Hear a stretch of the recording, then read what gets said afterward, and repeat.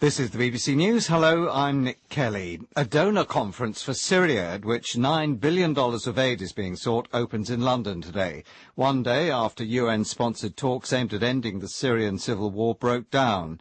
Britain has announced it will provide $1.75 billion to be spent in Syria and neighbouring countries. James Robbins has the details.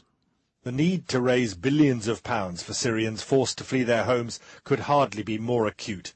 But the planning for many years to come is a sign that few expect any early end to a war about to enter its 6th year.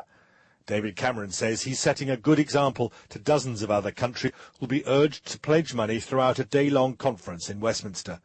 Much will be spent on long-term rehousing, schooling and employment for refugees who remain in neighbouring countries. More than 2,000 police officers will be on duty today in the German city of Cologne during its annual carnival celebrations. It's the first major public event there since New Year, when scores of women were sexually assaulted and robbed in attacks largely blamed on migrants. The WikiLeaks founder Julian Assange says he will leave the Ecuadorian embassy in London and accept arrest if a United Nations panel dismisses his complaint against Britain. Mr. Assange says the Geneva-based UN Working Group on Arbitrary Detention will publish its decision on his case on Friday. Jane Francis Kelly reports.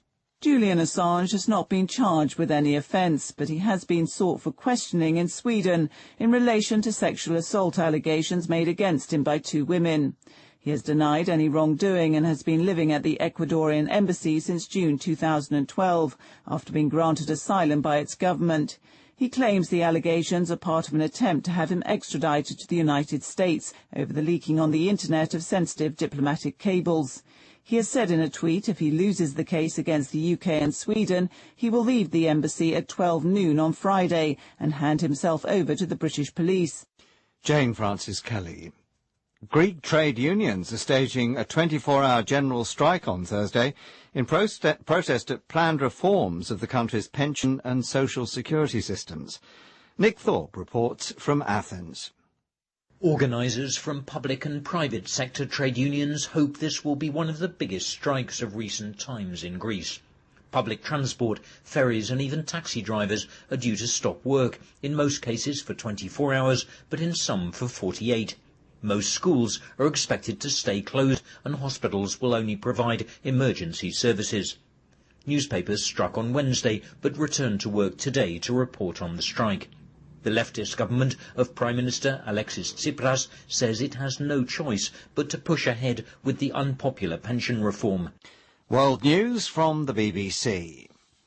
The President of China, Xi Jinping, has called for faster economic and military reform. Speaking ahead of the Lunar New Year, Mr. Xi said inefficient factories should be closed and investment should be directed towards new, greener industries. He added that greater emphasis should be placed on innovation and developing the service economy.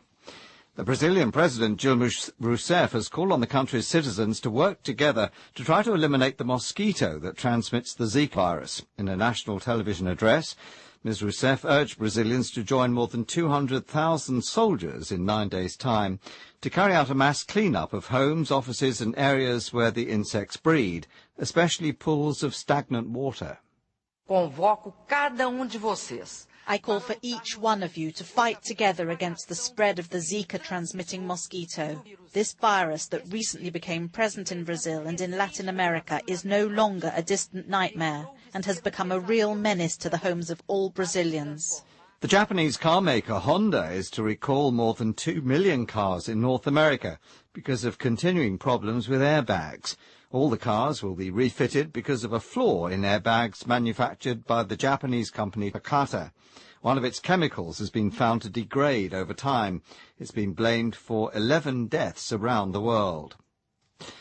And 30 foreign card players, including an 84-year-old Dutch woman, are to appear in court in southern Thailand today, after police raided a bridge club.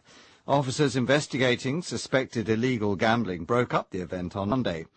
The players are not reported to have exchanged any money, but they are accused of having breached a Thai law which prohibits an individual from possessing more than 120 playing cards at any one time. Officers are said to have seized considerably more than 2 packs during the raid. BBC News.